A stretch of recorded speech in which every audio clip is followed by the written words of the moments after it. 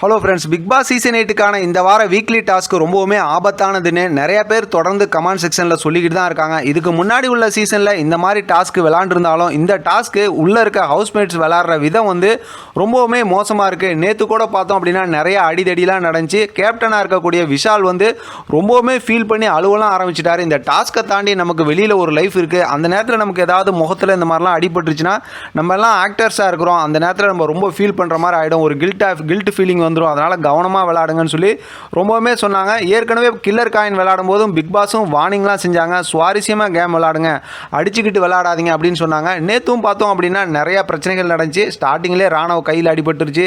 நேற்று பார்த்தா எல்லாத்துக்கும் தொடர்ந்து அடிபட்டுருச்சு. அப்படி இருந்துமே பார்த்தா ஒரு சில ஹவுஸ்மேட்ஸ், குறிப்பாக பார்த்தோம் அப்படின்னா முத்து, ஜாக்லின், மஞ்சூரி, இவங்களோட விளையாட்டு ரொம்பவுமே மோசமாக ஆபத்தாக இருக்குது அப்படின்னு சொல்லி தொடர்ந்து நம்மளால் பார்க்க முடியுது. அது சம்மந்தமாக நிறைய பேர் கமெண்ட் பண்ணிக்கிட்டு இருந்தாலும் அதை நியாயப்படுத்தி பேசுறதுக்கு அவங்கள்ட்ட பேச்சு திறமை இருக்கிறதுனால அதை பேசி சமாளித்து வீட்டில் இருக்கவங்க எல்லாத்தையும் வாயடைச்சிடுறாங்க.